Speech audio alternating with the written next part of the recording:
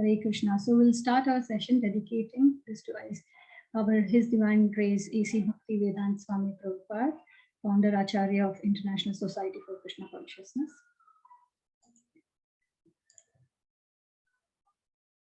So as you all know, it's a 9-session course and we covered 5 sessions so far. Today we are in the 6th session, which is balanced lifestyle, and we will have 3 more sessions to go. Yeah.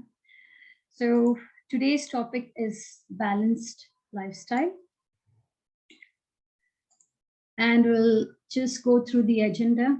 So the first bit here is nature of mind, followed by how does the mind function, and solution as how can we control the mind, and practical tips of the day. So like you can see, today's agenda is mainly we are going to talk about mind, right? And it looks to be one of the, it might give you an idea that it is one of the crucial pieces, and it is indeed, because Krishna himself, he has spent 1 chapter almost just explaining about mind and how crucial role it plays in Bhagavad Gita. So we will start with the first agenda topic, which is nature of mind. So mind, the most powerful material element. So we did learn, in our prior classes that our body is made up of 8 material elements. So does anyone want to chime in? Do you remember what are those 8 elements we learned as a gross body and subtle body? The gross body has 5 material elements. It's made up of 5, and the subtle one is made up of 3. Do any of you want to try? You can unmute yourself.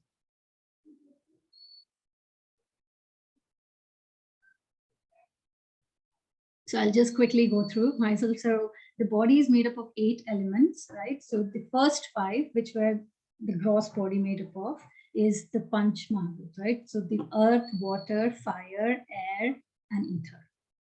And the subtle body, it is made up of 3, mind, intelligence, and false ego, right? So mind in these senses, it is considered as, in these elements, is considered as the most powerful and difficult to control. Yeah. And it is a must for us to have, to hit the target of our agenda topic today, which is balanced lifestyle. Yeah. So moving on, we'll start with the first shloka for today, which goes like Mamaivansho Jiva Loke Jiva Bhutaha Sanatanaha Manaha Shashtana Indriyani Prakriti Sthani Karshati. So the living entities in this conditioned world are my eternal fragmental parts. Due to conditioned life, they are struggling very hard with the 6 senses, which includes the mind. So this shloka is said by Krishna. And here we can see there are, that he clearly mentions that we are, nothing but eternal fragmental parts of Krishna. Yeah, we are part and parcel of Krishna. And Krishna is, we know him as Sachitananda. Yeah. So what is this Sachitananda? So Sat here, if we split this into 3, Sachitananda. So Sat, Chit, and Ananda. So Sat here means eternal, Chit is full of knowledge, and Ananda is full of bliss. Now, when we talk about this, so if we are, like Krishna says here, we are the eternal fragmental parts, that means our original position is also, we are also Sachitananda. Yeah.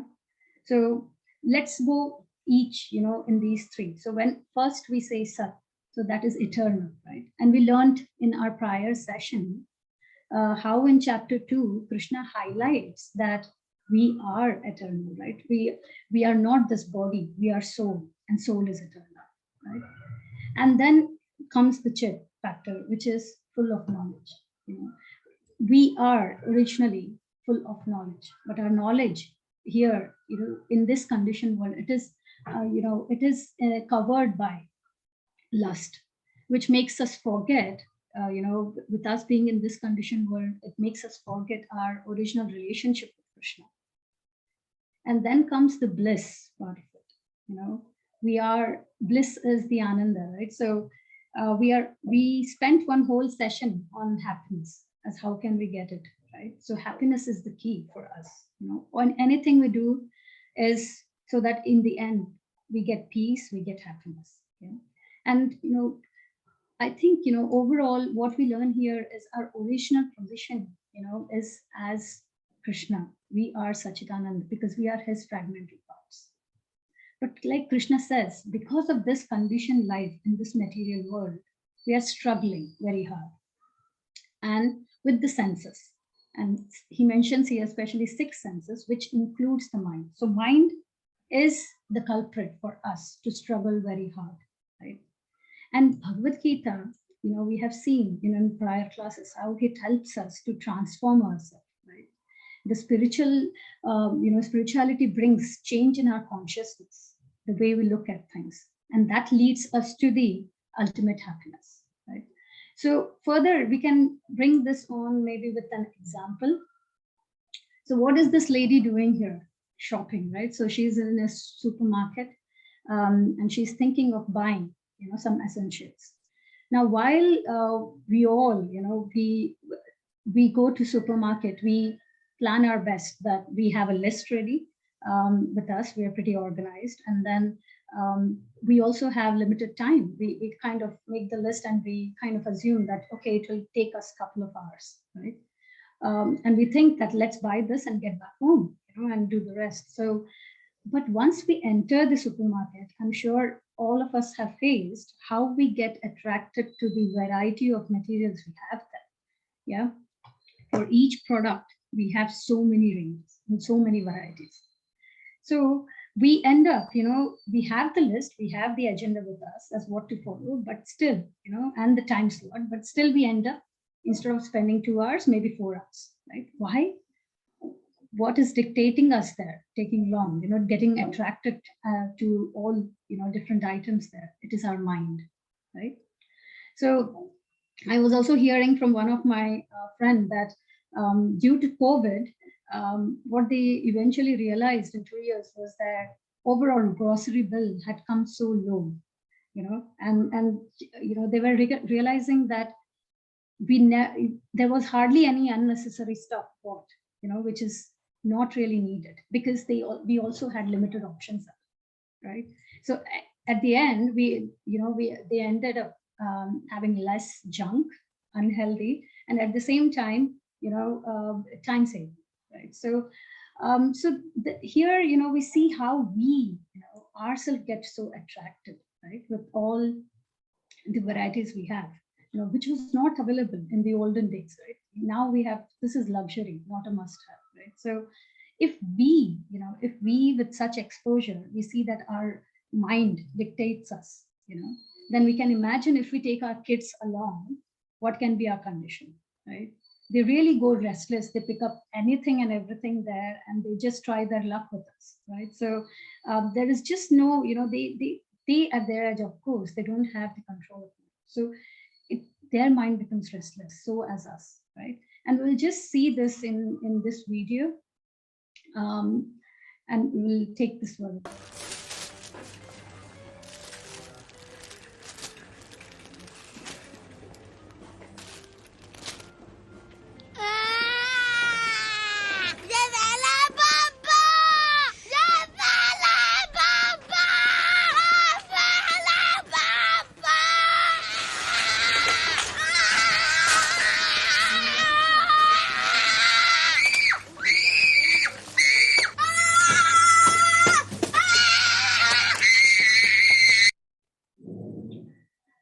So how we see here, for this child, just by getting exposed to things, how, the mind has developed, that I want this, that desire that I want this, and how it makes him go crazy, right? It might sound a bit, some of you may say, no, this is exaggeratory. My kids don't do this, or we don't do this. But we eventually, when we notice ourselves, we do, right? So it's kids are more natural. It comes out, we see it. Whereas with us, our mind keeps lingering. Right? It gets exposed to things and it gets attached eventually, and we kind of develop the desire that we want it. And unless we don't have it, we are not happy, right? So we saw this, chart last time, the consequences of what things happen, right? So as soon as we are getting exposure, which is the key thing here, exposure to sense objects, we keep contemplating on that, and that develops our attachment. And once that attachment, that desire increases, it turns to lust. So it is this, lust, which eventually, when it is unfulfilled, it's a problem. It turns into anger. And when it is fulfilled, it is still a problem, because we develop a greed, right? So eventually this, you see that how it loses, we lose our intelligence, we end up doing the wrong action. So this lust, this increased attachment of ours, it covers our real knowledge of our relationship with Krishna. Yeah. And this, by Krishna, we'll see later today's class how, this is considered one of the major problematic factors for us to control eventually our mind, right? So when we understand that, when we hear this, we all understand it's to a certain degree, but we know in our heart that it is not easy to control the primary thing which it starts with, which is exposure to sense objects, right? So exposure to this sense objects means we need to have better sense control. And if we have better sense control, what can control our senses better? Our mind, right?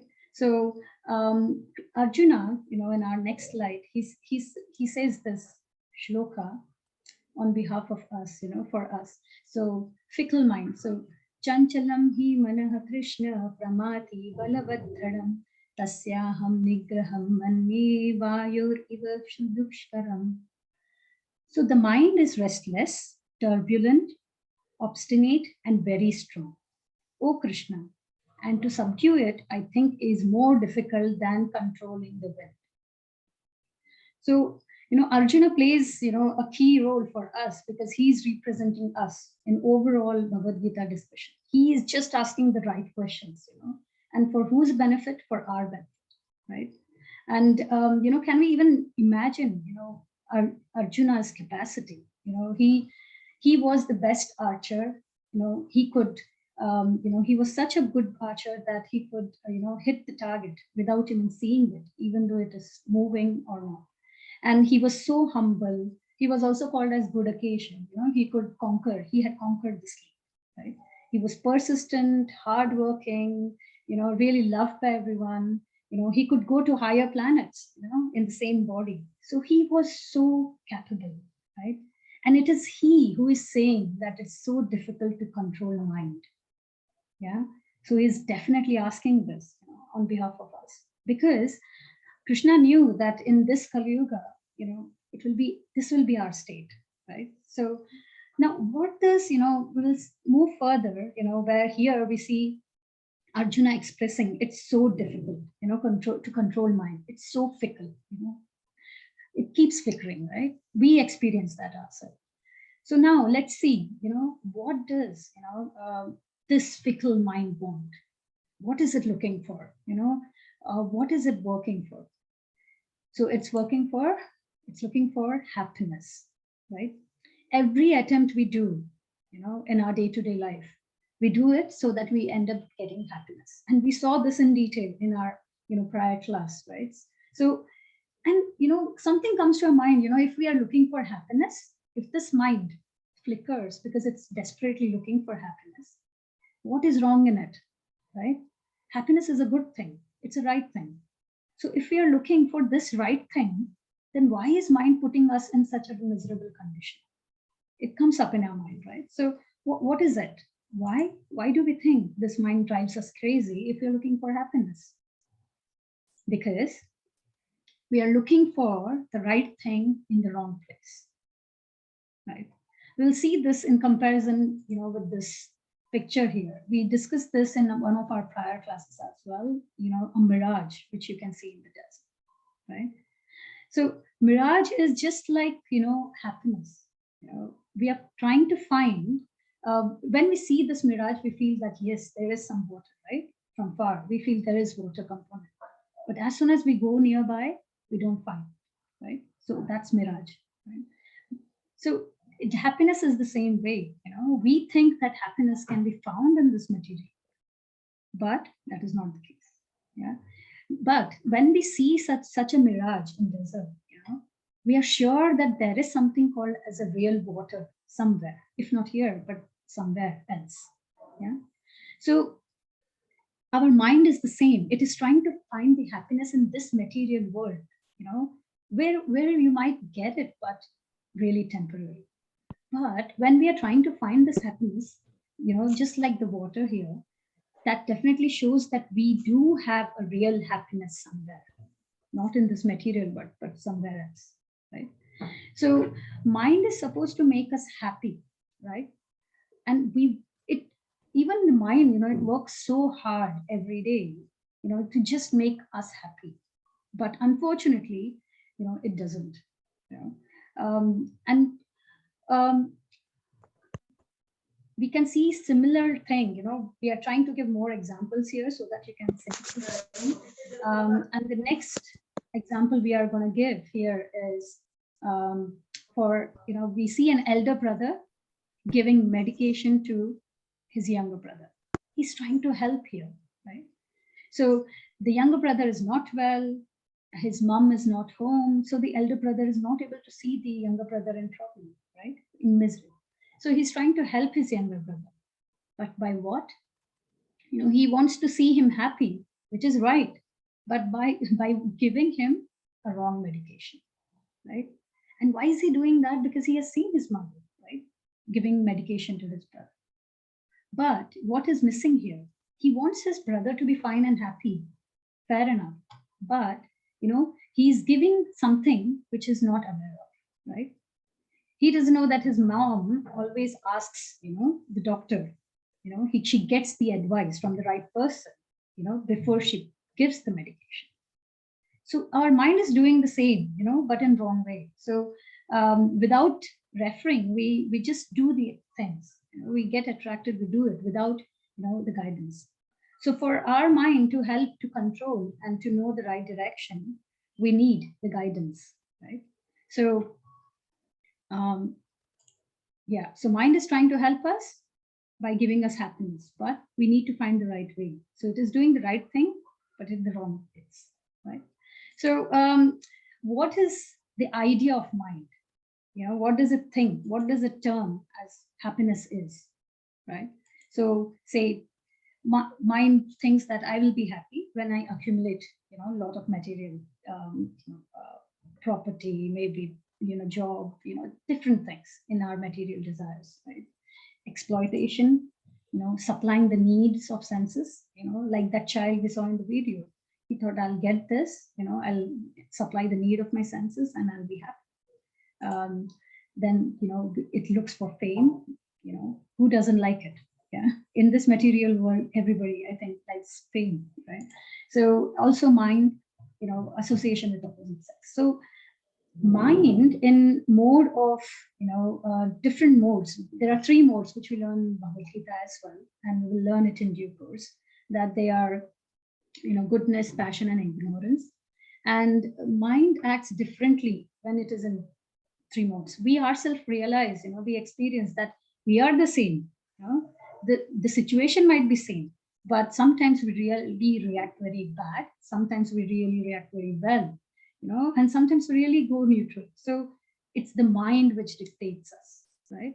So like the child did not know, to get the right medication by advice. So this is all happening. Why? Why is it happening? Because we have set some wrong goals, right? What are those goals? The mind frames the goal based on what it hears. Yeah? Hearing is a key thing. We get influenced heavily by just this one, sense, which is hearing, right? So we hear, and then we set our goal that let me make money. I want to become this. I want to become that. And from where does all this come from? And buy this product. And why? Because you are hearing it from people. You're seeing it from ads. We also spoke when what is the key thing which really makes our senses go all over? It is that terrible virus, right? TV. So we see, in TV, more than the content, we have ads. Why? Because they know this is the best platform to attract, right? And what, we get influenced so easy by having people around, So we see in our day-to-day life, maybe our children, us, we see something with one of our friend or neighbor or, family, and we just start, it triggers a desire, right? That, oh, let me have this. And then we set a target that at this time point, if this happens, if I get this promotion, I will have this. We start getting the goals, right? So as a result, what really happens? We end up, we might get a temporary happiness, but not for long, right? We might have a new mobile. It might really excite you for some time, right? After some time, the same mobile, the same you, but it does not give you, the happiness which you got temporarily initially, right? So, and this is why we say, that spiritual life starts from hearing. Hearing is one of the most important things. And Krishna also highlights this in Bhagavad Gita, chapter 7. So what do we see here? It's just a data which we have pulled up, on global antidepressants used, among 1,000 people. And in this chart, it is what do we see here?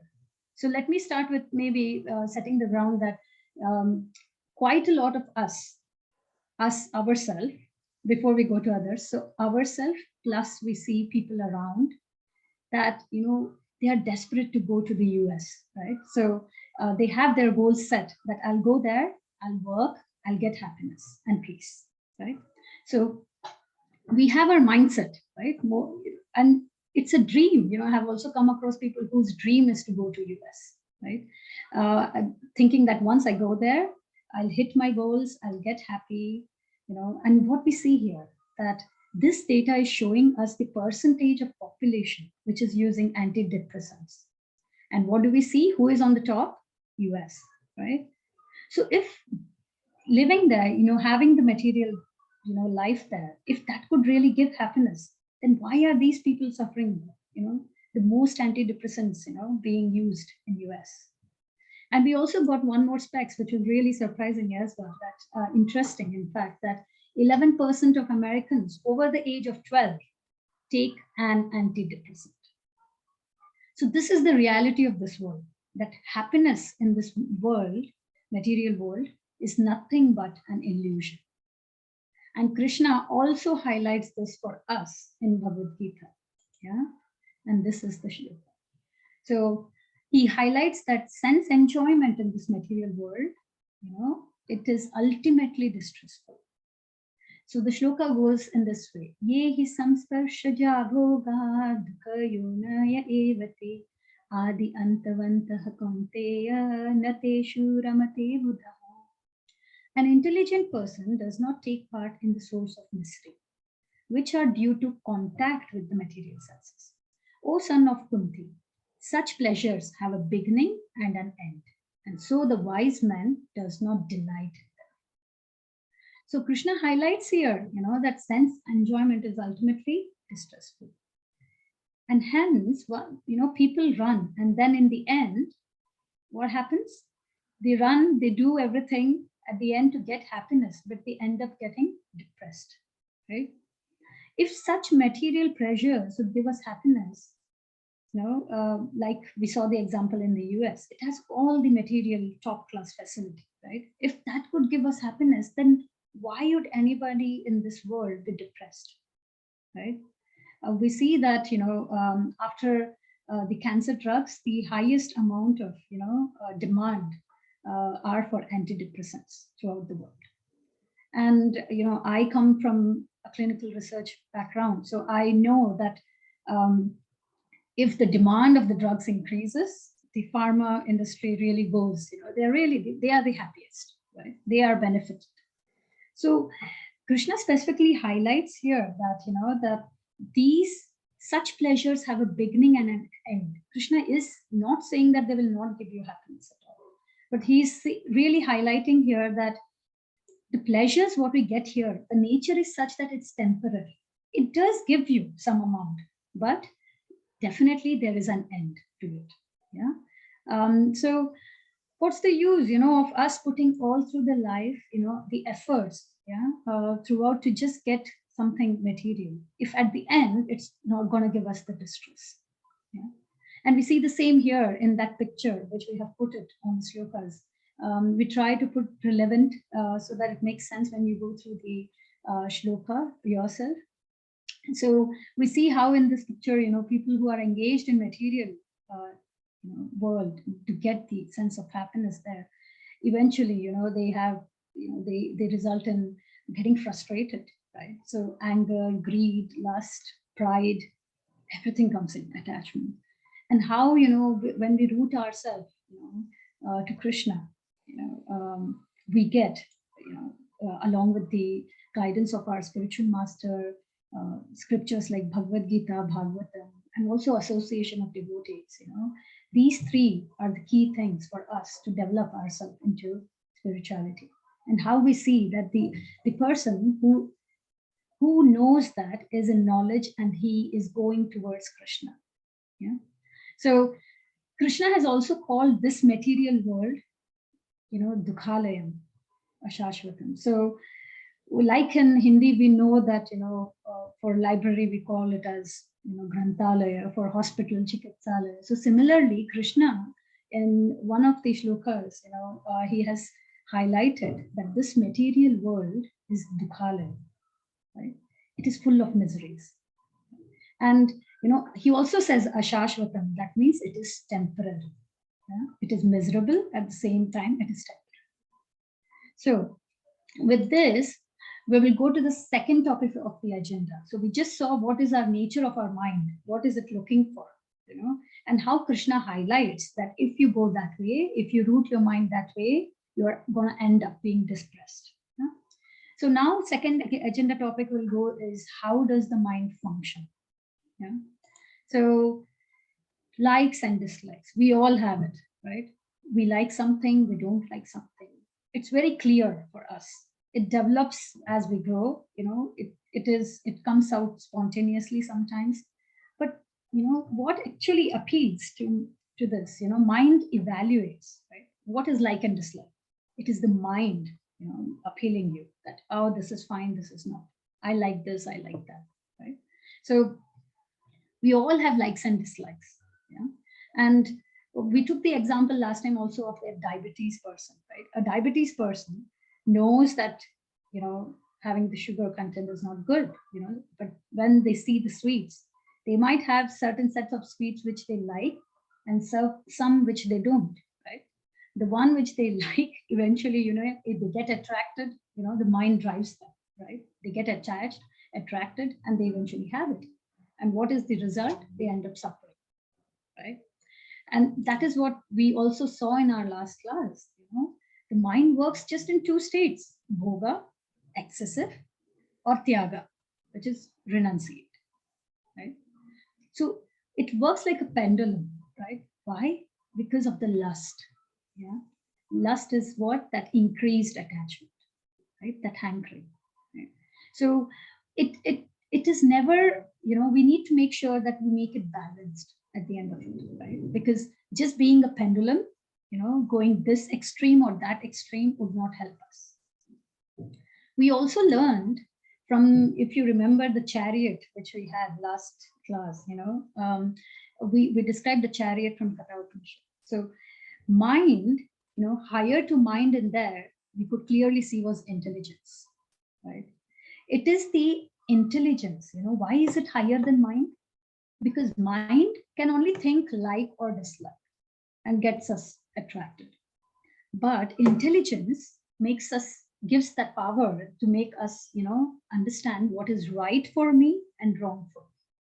And that's why intelligence is higher than mind. Yeah. But we also learned that just intelligence would also make a person unstable, right? And to have that intelligence stable, we need to have guidance with us. Right? So what is it that, makes, when we say that intelligence can also be unstable, what is it that makes it really unstable or lost at times? It is this. So This shloka, Krishna, clearly defines who is our greatest enemy. Yeah. So, avratam jnanam etena jnanino nitya vairina kamarupena kamteya dushpurena nilena cha. Thus, the wise living entity's pure consciousness becomes covered by his eternal enemy in the form of lust, which is never satisfied and which burns like fire. So, Krishna is now, when we are so troubled by our mind, he's giving us, clearly stating what is our greatest enemy. We have such a limited, mindset that we keep thinking in this, when we survive in this world, that, oh, this person is not good for me, that one is not, this one is my enemy, or someone else treating you as their enemy. So Krishna is saying that here clearly, it's not outside, it is within. It is within us, the eternal and the greatest enemy, which is lust. Yeah. So this excessive attachment, to sense objects, makes us lose our sense control, right? And then it leads to lust. Yeah. And this lust, why is it an eternal enemy? What is the importance of this? Why is it given that greatest enemy title? Is because it covers our intelligence, right?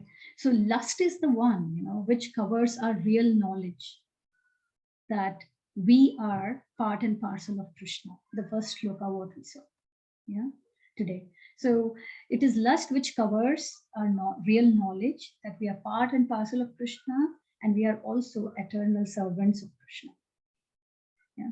So as long we also saw that that the whole series of events which starts from sense object exposure, right? You would see that we put that again. This is maybe a consecutive third class where we are having that series of events, which is triggers with sense object exposures, exposure to that, and then eventually leads us to wrong action. Why? Because that is the trigger where our real enemy lies, which is lust within that cycle. Okay? So because of lust, we forget it doesn't, let our senses under control. And, eventually, because it covers the real knowledge, it is one of our greatest enemies. Yeah. And please remember, it lies within us, not outside. Right. So, and with how can we overcome it? We'll see. Yeah. But we need to, we all are hankering for this real happiness. And to have lust management, we need to definitely have, mind under control. And that will be, and then eventually intelligence, intelligence should be graded high so that it can control the mind, and mind then can eventually control the senses. And then lust can be managed. And intelligence can be increased by, having, we had that in the last session, by having the right guide, getting the spiritual intelligence through various scriptures like Bhagavad Gita, Bhagavatam, chanting. The first thing is chanting the Hare Krishna, Krishna Krishna, Hare Hare, Hare Ram, Ram Ram, Hare Hare. So chanting, reading, hearing, all of that, which helps us to develop that intelligence, right? So moving further, Krishna told us that who the enemy is, right? Greatest enemy. Now he is also helping us by telling where is that enemy sitting, so that we can have 100% hit target, right? So Indriyani mano buddhir asya dishtanam uchyate eter vimohayati isha jnanam avritya ehinam. The senses, the mind, and the intelligence are the sitting places of this lust. Through them, lust covers the real knowledge of the living entity and bewilders. So Krishna is really helping us, clearly introducing that this greatest enemy, which is lust, where is it sitting? It is sitting in these three places. Yeah. Now, moving to the third topic of the agenda today. Well, we have learned what is the nature of the mind, what it makes us do, and what is our greatest enemy. Now, Krishna will also give us the solution. So he made us realize who is the greatest enemy, where he's sitting, and now he's going to give us the solutions, right? So how can we control the mind? Yeah. So we see in 6th chapter, it is where Krishna has highlighted and explained the most on mind. That's the main topic there. So mind is both friend and enemy. So this is the shloka, 6th chapter, 6th shloka from Bhagavad Gita.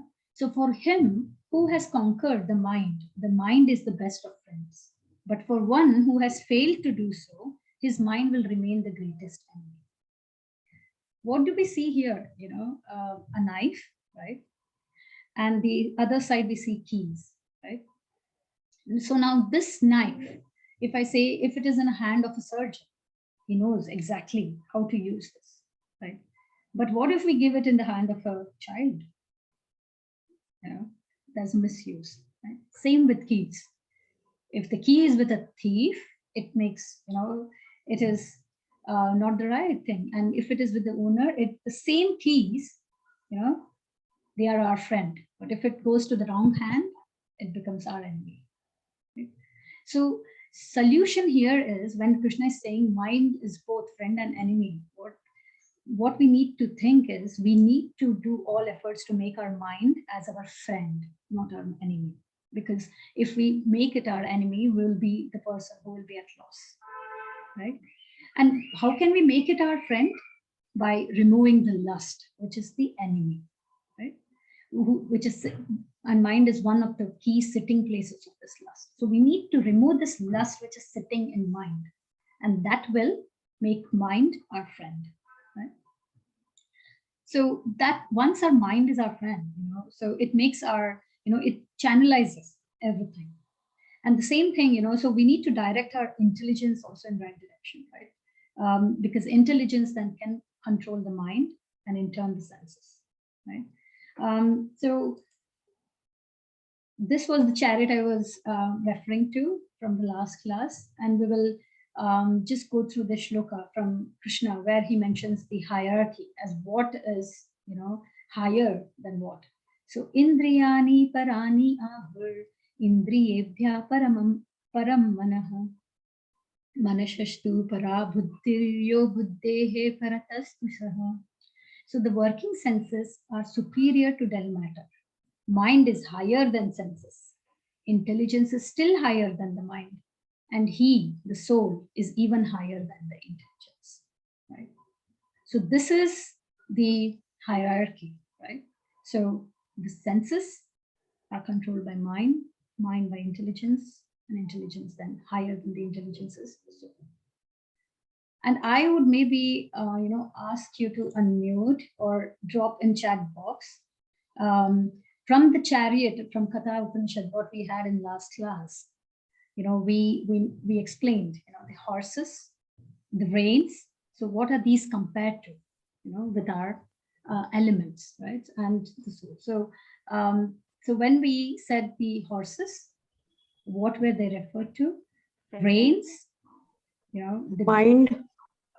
So driver, yeah, go ahead. Sorry. Driver is, who is the driver of that chariot? Body. No. Body. Does anyone else want to try? So driver is the one which can control the reins, right? Mind. Mind. So driver is the intelligence, because higher than mind is intelligence, right? And what are the reins? The reins control the senses. Yeah, right. Yeah. So reins are the mind. Passenger, who is the passenger? Soul. Yeah, correct. And the chariot itself? Body. The body. And the horses are? Senses. Right. So we know the grade, right? So so higher than senses is the mind, higher than mind is the intelligence, higher than intelligence is, the soul. So how to control the mind? Tell the mind strongly that you're not the master, right? We can control the mind through our intelligence, right? Always keep reiterating to your mind that you are not the master. Tame it, right? We need it to be tamed. Yeah.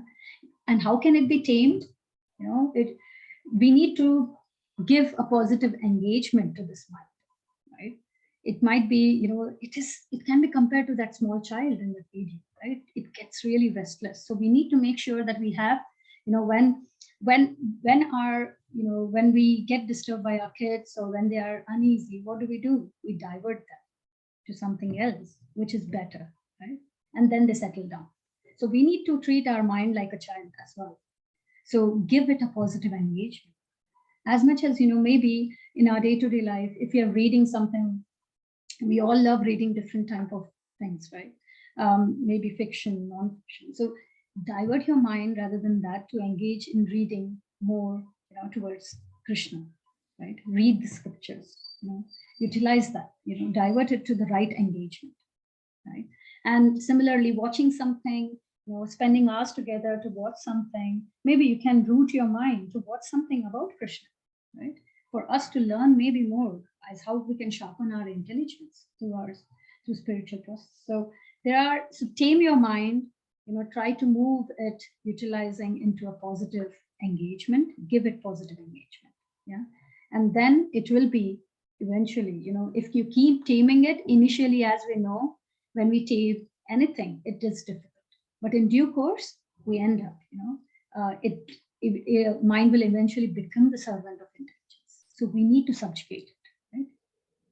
So what are we doing now? We are trying to, we are over the weekend, and you all, you are spending your time here engaging your intelligence and controlling the mind by learning about Bhagavad Gita, right?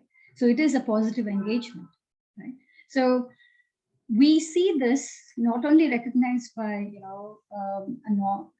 from spiritual end, but also from, great ministers or politicians like Martin Luther. So how to control mind? One of the things he mentioned was our scientific power has outrun our spiritual power. We have guided missiles and misguided men. So we may be scientifically very advanced. We have huge technology, whatnot.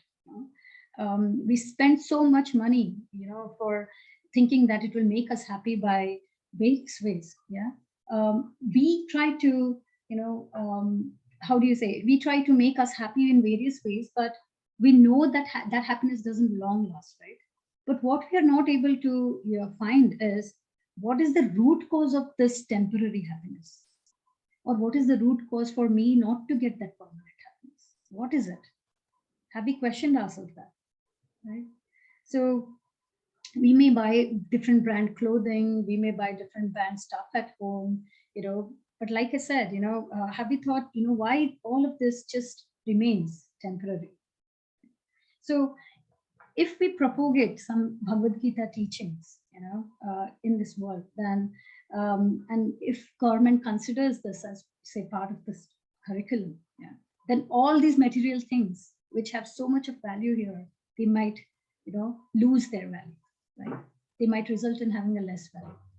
Hence, that's why we see, how in today's world, what will happen is people will realize, oh, these are temporary.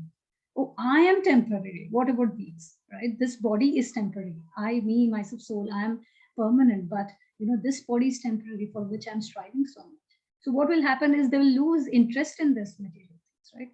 Buying expensive cars, expensive clothing, right? But that might go a side way.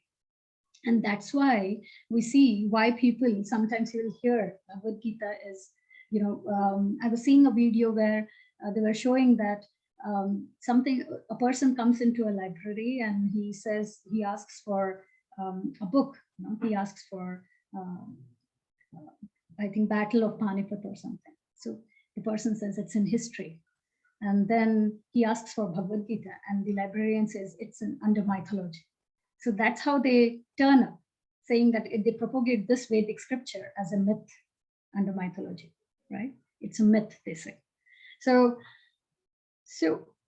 what Krishna says further here is, Nati ashnatastu yogosti nachaikantam anashnatah nachati swapna shilasya jagrato naivacha arjuna. There is no possibility of one becoming a yogi, or, oh Arjuna, if one eats too much or eats too little. sleeps too much or does not sleep enough. So Krishna is also highlighting this for us that, don't go in extremes. Don't, and that's what we learned, how our mind makes us to go bhoga or tyaga, two extremes. It keeps moving as a pendulum, right? And Krishna is highlighting here, that one cannot become a yogi, if they are in these two extremes, right? Because this causes eventually, what is it? If you eat too less or too more, sleep too less or too more, it's like it is an imbalance, right? And we need to strike that balance, right? So, and further to this, Krishna also highlights as how should we regulate, right, our sense control. So, yuktahara viharasya yukta chetasya karmashu yukta swapna abhodasya yoga bhavati dukhaha. So he who is regulated in his habits of eating, sleeping, recreation, and work can mitigate all material pains by practicing the yoga system. So Krishna highlights here the key thing that we need to have regulated or balanced habits when it comes to all these four: eating, sleeping, working, and recreation. Yeah, we need to strike a balance. Yeah, we always, we compliment, our elder generation, right? That they are so healthy. We are nothing in front of them. We wonder how they are able to, survive themselves so fit in today's world. They are so healthy. Why? Because, they had a regulated, balanced lifestyle, right? On each of these things. And we also need to adapt that. We don't want to adapt it, but we want the end result, which is as healthy as them, as happy and contented as them. Yeah. So if we keep having the habit of a pendulum going this way extreme or that way, it will not work, right? And that's what we also learn. Krishna is saying it here, and then today we also see in corporate world how they keep highlighting how work-life balance is so critical. Yeah, for us to perform well, right? Because we are, we have a balanced style, a regulated style, right? And do we think, is it difficult? Do we really think? So it's just, yes, I think having a regulated, balanced style is the key here, right? So now, right, mind plays a key role, right? And how to control the mind. Krishna is giving us the solution as well. So problem, where it is, enemy, problem, where is it placed, how can we control it? So all together, it's a full package, right? What we see given by Krishna to us. So Shri Bhagavan Uvacha Ashamshayam Mahabhao Manodunigraham Chalam Abhyasena tu Kunteya Vairagena Chagrayate. So Lord Shri Krishna said, O mighty aunt, son of Kunti, it is undoubtedly very difficult to curb the restless mind. But it is possible by what? By suitable practice and by detachment. So he highlights here, in the third line, you can see Abhyasena. We know, we are familiar with this word, right? Abhyasena is by suitable practice. Yeah? And Vairagena is by detachment. Yeah? So mind really plays a very central role, in any yoga system. We will learn the ladders of yoga in Bhagavad Gita as we proceed, but be it any level or mind, it does play a central role, for us, because it is the master of senses. It is called as the master of senses, right? So controlling mind is so much key that, that Krishna, always thinks for us, right? He understands our problems and weaknesses. So it's so nice to see here that he is also acknowledging that it is really difficult, right, to control the mind. And he then highlights how we can control it. First thing is by suitable practice. And what is that suitable practice? By chanting Hare Krishna, Krishna Krishna, Hare Hare, Hare Ram, Ram Ram, Hare Hare. By reading Bhagavad Gita, Bhagavatam, and by hearing about Krishna Katha. Yeah? So have this suitable practice. If we have this in our day-to-day schedule, we will curb this restless mind. and by detachment. Now, what is detachment here? As soon as we have a tendency to think that as soon as we talk about detachment, it is sannyas, right? And we learned in last class also that we are not talking about, Krishna never talks about running away, right? Even for Arjuna. So here detachment means that being detached to wrong things. If any of you remember, one of our last classes, we underwent 4 regulative principles, right? Which we need to follow in spirituality if you want to progress in spirituality.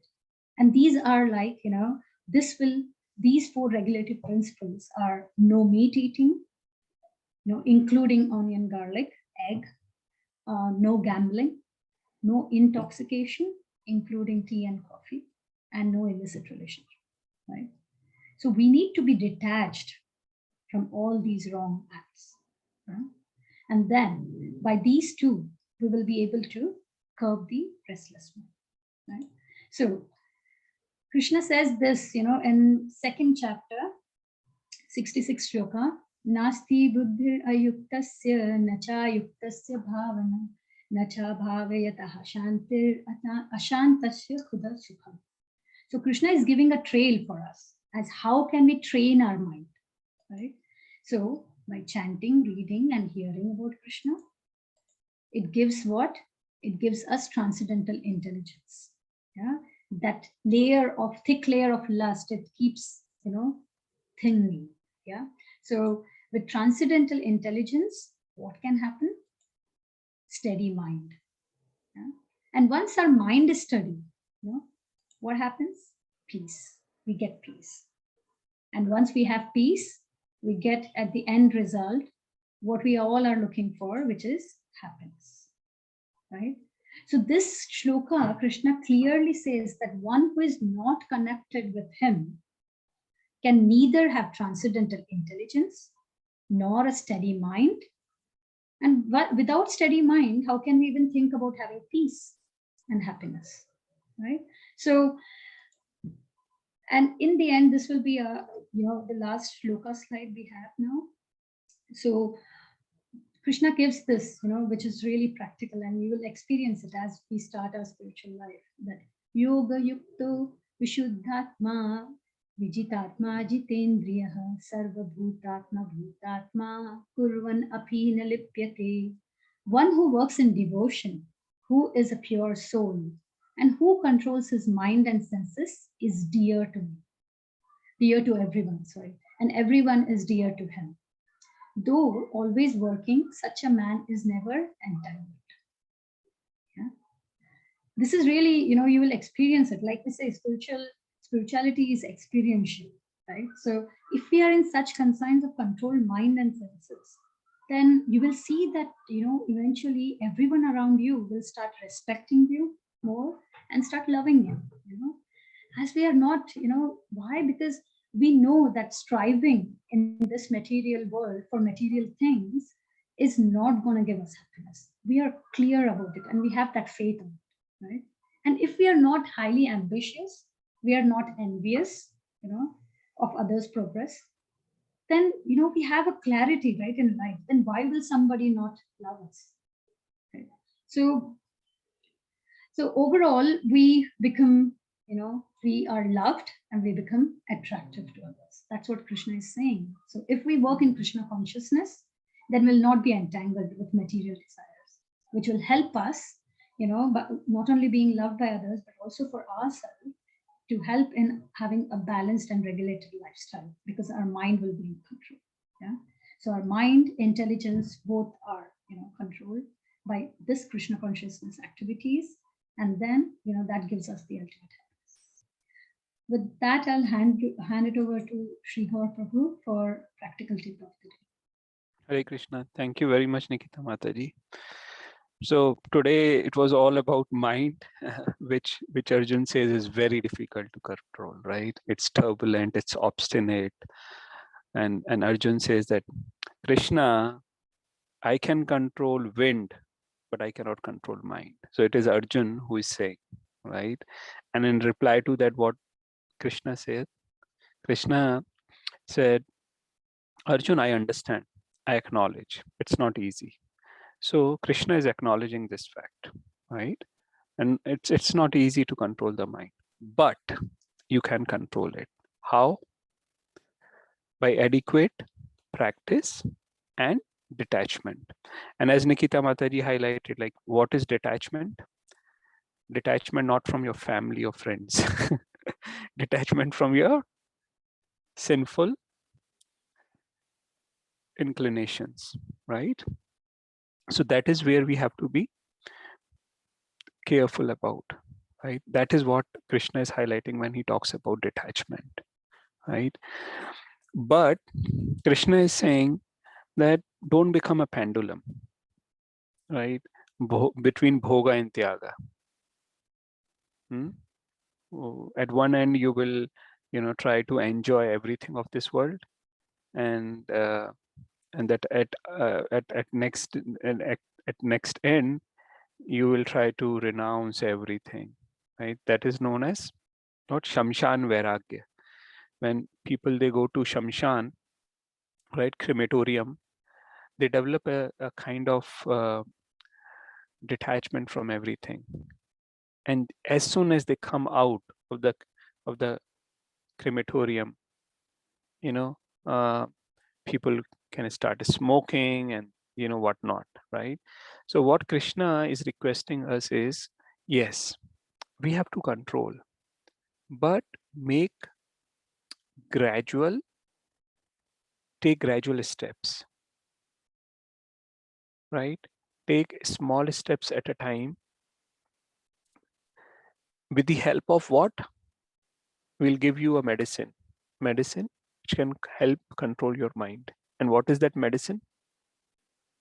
Mantra. Yeah, mantra is something which helps control the mind.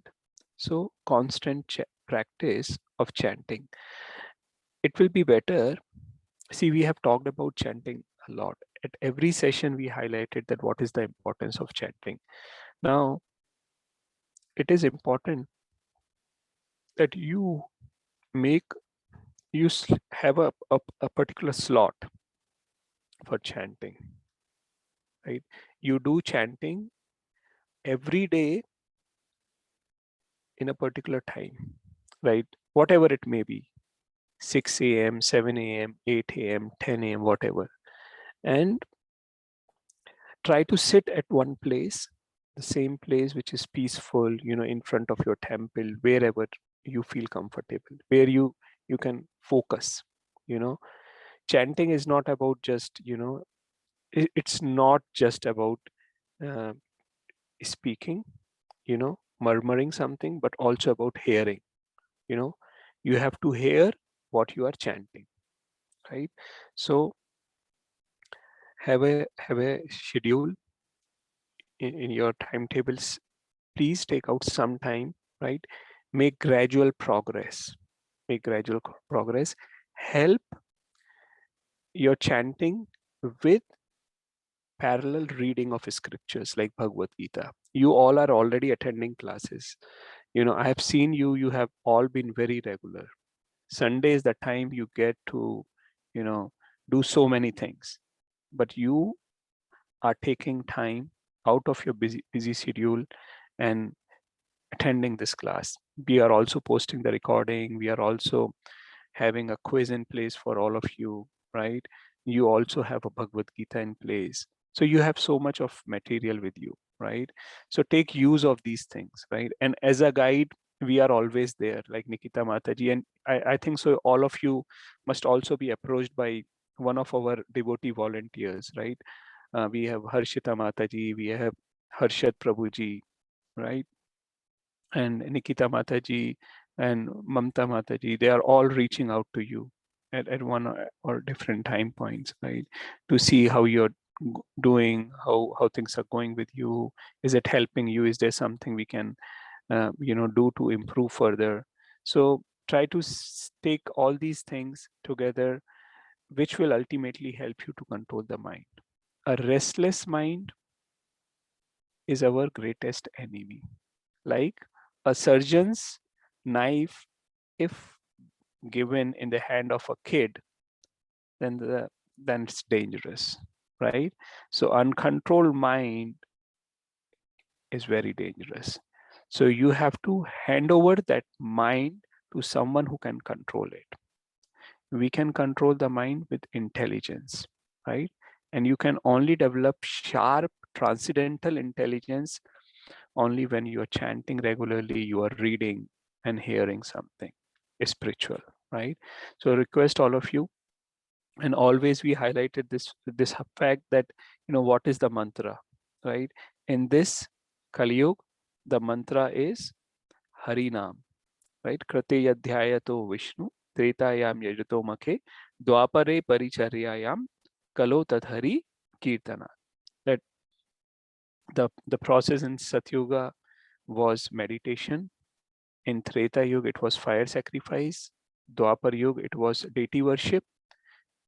In Kali Yuga, the same result which is achieved by, you know, other tedious processes can be achieved just by chanting Hare Krishna, Krishna Krishna, Hare Hare, Hare Ram, Ram Ram, Hare Hare. Why this specific mantra? Again, why? Because in Shruti scriptures, in one of our Upanishads, which is Kali Santrana Upanishad, what is mentioned? Hare Krishna, Krishna Krishna, Hare Hare, Hare Rama, Rama Rama, Hare Hare. Iti Shodashakam Nashnam Kalkalmasha Nashnam Nata Prataropaya Sarvvedeshu Drishyate. That in this Kali Yuga, there is only one means. There is only one means to help us. And what is that? That is the chanting of these 16 words, 32 syllables. Hare Krishna, Krishna Krishna, Hare Hare, Hare Ram, Ram Ram, Hare Hare. Right? So we request all of you to, you know, take this process sincerely. It will help you. You know, it will help you in a way that nothing might have helped you so far. It will make your life peaceful. It will make your life happy, not temporary happiness, but long lasting, eternal happiness, right? So with this, we would like to, you know, share with you that next session will be all about, are we in control of everything? Because sometimes, you know, we become too proud of ourselves, our achievements. So is there anyone who is also helping us achieve whatever we are achieving, right? So that we remain humble. So that is an important topic. Am I in control? Am I in control of things, right? So we'll wait. And there was a request that, you know, people, they want to discuss the quiz. So I again want to reiterate that you all attempting quiz is very important. And we will request you, you know, to do that. You know, that will be very good for you if you do that, right? So is there anyone, because we all always give answers, you know, when you submit the quiz, you will get the correct answers also, not just your scores, but correct answers also. So I just want to check if anyone wants us to go through the quiz here of the previous session, or that's fine. You already have the answers and you understand.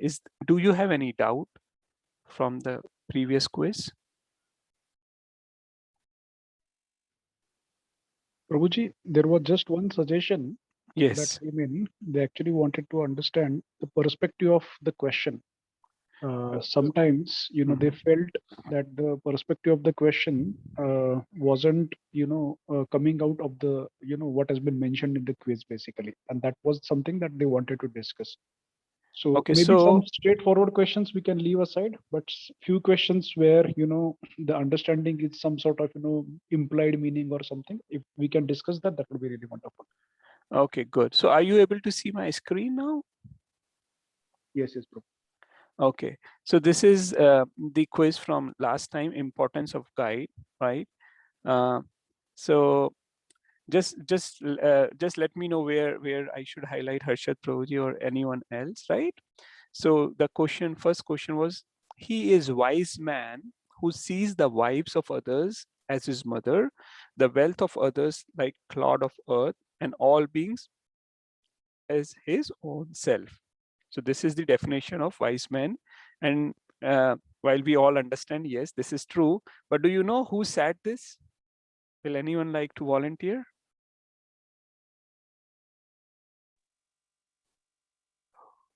Chanakya. Yes, it was Chanakya Pandit, right? Who said this? This is the definition of wise person, right? So thank you, Trupti Bhaviji, for sharing this. So moving on to the next, kindly solve the below question taking help of this picture. Now this picture is very, very familiar to all of you, right? How, you know, everything starts from contemplation, right? You contemplate on something, and then you get attachment. And what happens after attachment? You know, Is the you lust. develop hankering, Lust. which is lust, Yeah. right?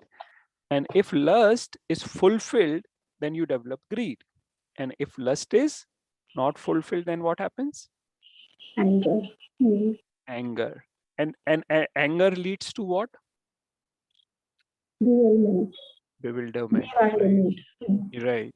Right. And you know, then goes everything wrong. Then you lose the intelligence, and then you become insane, and you end up doing wrong acts. And that is, you know, this is in picture, but we have seen how day to day we see these things in our own lives, right? How because of our attachment to something, right, we just go mad, right? We are not in control. And later, after doing something wrong, you know, either it is shouting on someone or whatever it is, we regret, right? That is what the topic is for the next session. Are we in control? So we'll discuss, but yeah, it all starts with contemplation, right? So contemplation on sense objects, right? Sense objects are what? A beautiful thing to see, a beautiful thing to eat, right? Something soft to touch, some nice music, you know, which will later on make us mad, right? So these are contemplation on sense object, which thereafter we develop attachment, which leads to hankering, like lust, right? Lust, if not fulfilled, leads to anger. And after anger, what happens is bewilderment of mind, right? You lose your intelligence, you know. Otherwise you knew that what is wrong or, you know, right, but then you lose your intelligence, you become, you know, insane, right? You end up doing wrong acts. Okay, so does anyone has any question on this? Okay, if not, we'll go ahead. Okay, the next is intelligent people like Mahatma Gandhi can also end up taking wrong decisions. Hence, we should always be open to seek external help in the form of guide and guru, right? So we discussed that how when this person was jumping from a cliff, once he has jumped from the cliff, you know, he cannot help himself. Only some external help can help him, right? And we see in our life what is the importance of guru. And Krishna himself highlights that if you want to approach me, approach through a disciplic succession, guru parampara, right? Then Arjun, the next question is, Arjun allowed Krishna to help. What mindset we should develop so that we are also open to help from others, right? So Arjun was such an intelligent person. He had control over his senses, right? He could meditate, right? He could shoot and fish by looking in the shadow. So he was really very enlivened person. But nonetheless, when he faced some challenge, he was always open to seek external help, right? And he said that, Krishna, please accept me as your disciple. Now I am your disciple. You are my guru, right? So what mindset we should develop in order to accept a guru? I am perfect? No, that is arrogance, right? I can go wrong. Yes, that is humility. Accepting, yes, that I can go wrong. Yes, I don't need external help. Again, that is arrogance, right? So we need to be careful about that. We should not be arrogant, right? Okay, so are you still seeing my screen?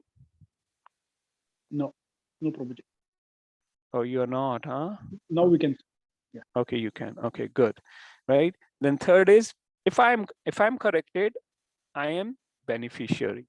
Yes. So if someone is correcting you, you should be happy about that, right? You should not feel bad that, because ultimately it's going to help you. Please try to understand, right? Then confident that I have no faults. Wow. Then only door is the door of hell, right? Because if you're so arrogant, then no one will help you. So humility is a quality of a devotee, right? So that is important.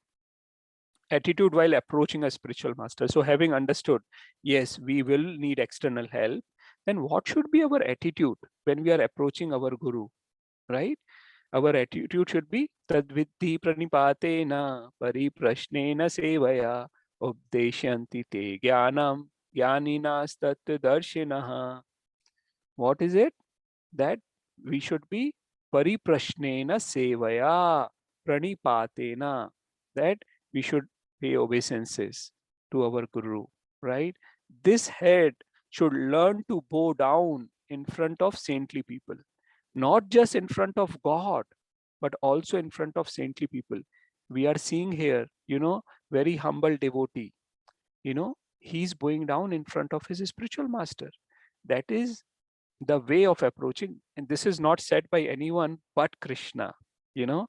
Krishna is highlighting this, that how you should be approaching your guru. Pranipat. Pranipat means obeisances.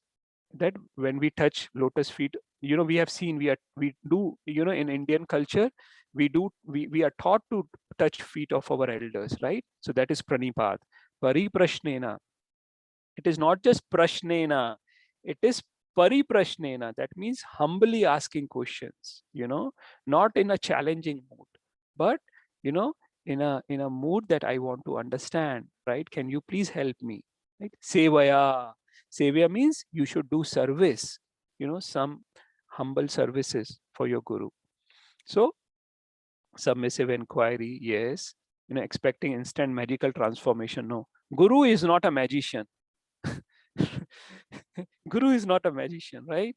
Guru is someone who can really help you to get out of this material world. Once, Prabhupada asked, once a person asked Prabhupada, can you do some magic?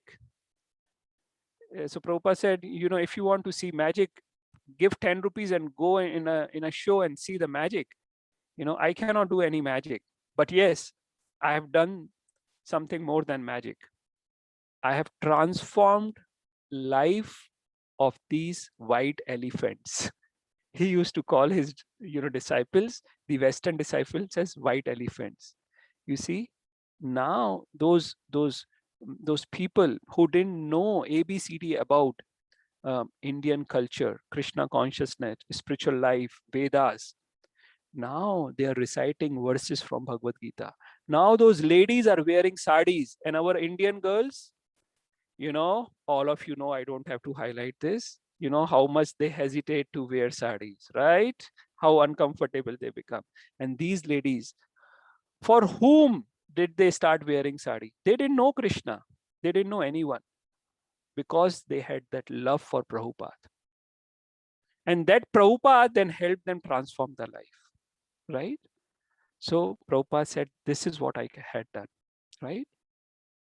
So give money in exchange of knowledge? No, right? That is not. We should render service? Yes.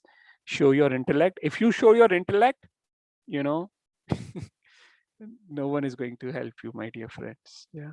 So this 6 blind men and elephant, right?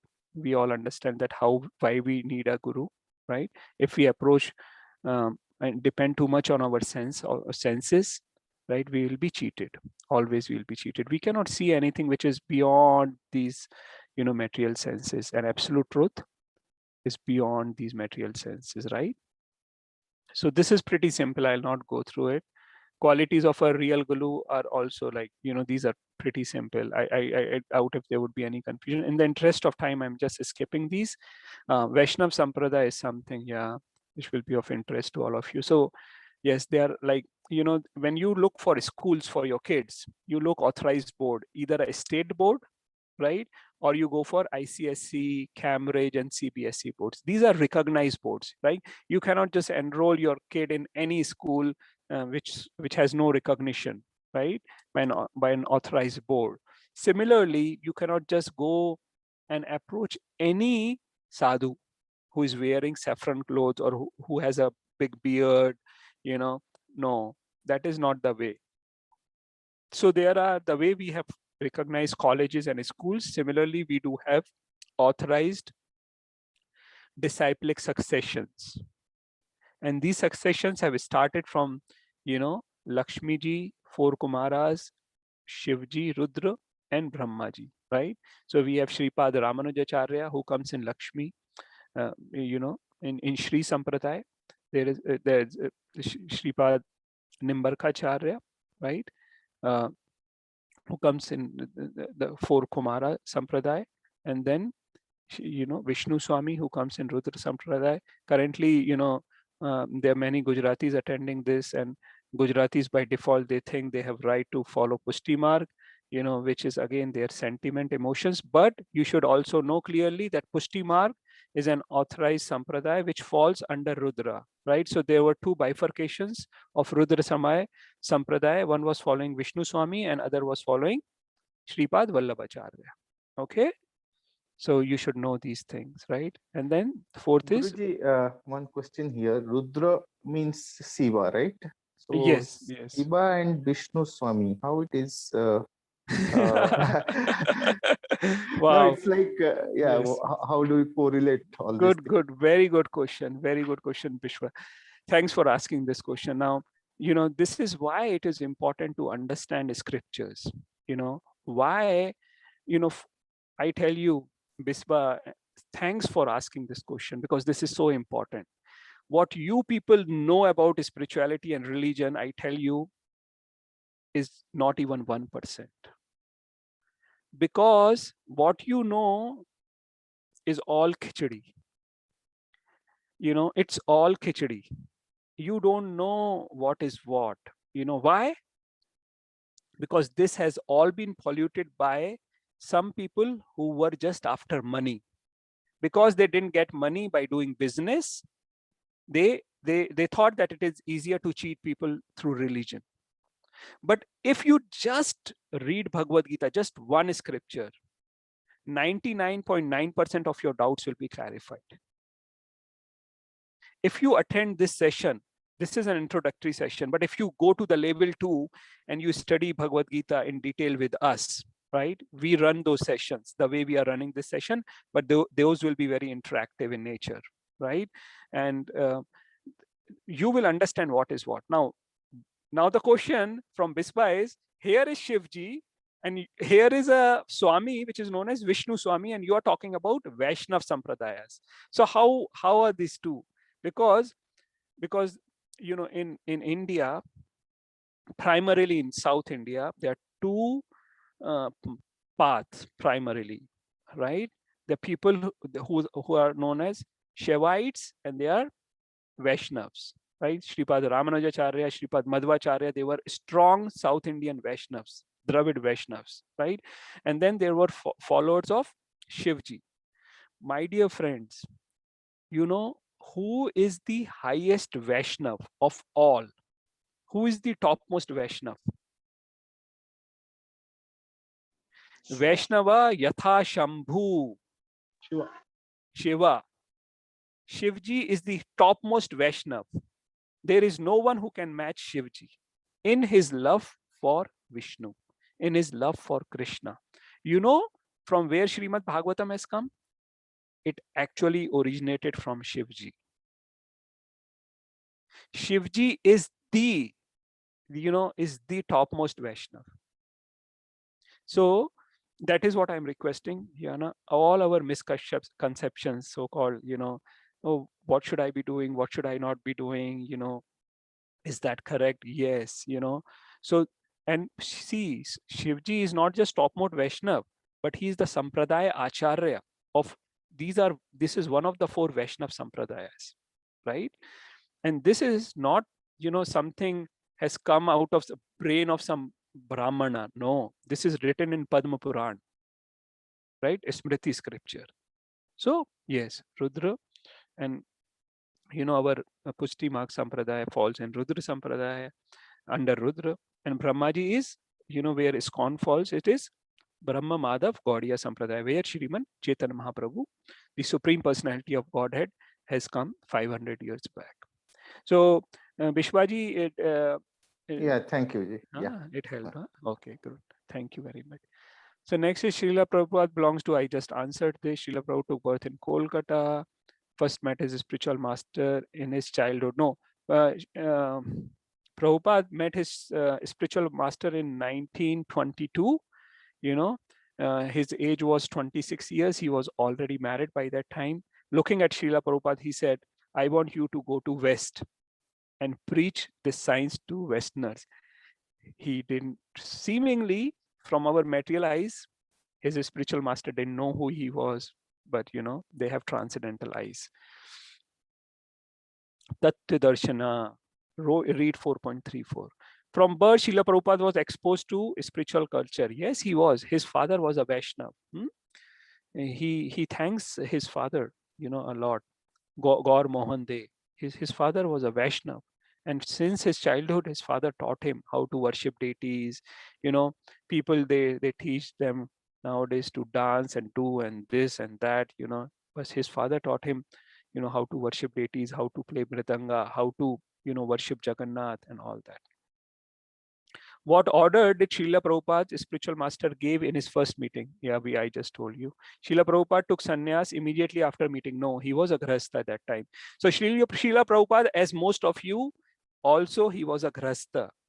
And please try to understand, being a grahastha, how learned he was, that when he took sannyas, in 10 years, when he was traveling, 14 times he traveled the whole globe. In that last 12 years of his life, he wrote commentary on Bhagavad Gita, he wrote commentary on Srimad Bhagavatam, Chaitanya Charitamrita, he wrote 80 volumes of books. So you understand, while you people say, I'm Grahastha, I don't have time to chant and do, he was also a Grahastha. So you cannot have excuse. Oh, these people are sannyasis, they can do, but we cannot do. No, all of us can do. Yeah. Srila Prabhupada first went to, okay, cargo ship is fine. Srila Prabhupada contribution to the world. Yeah, okay.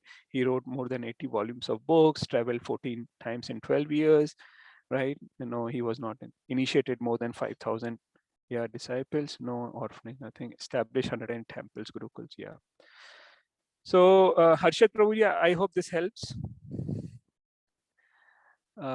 Yes, Prabhuji. Thank you so much. Yeah, this Okay. suggestion was basically from Biswa Prabhu. So I hope he is satisfied. Okay, good. Sure. We'll do this every time if that helps, Any other question?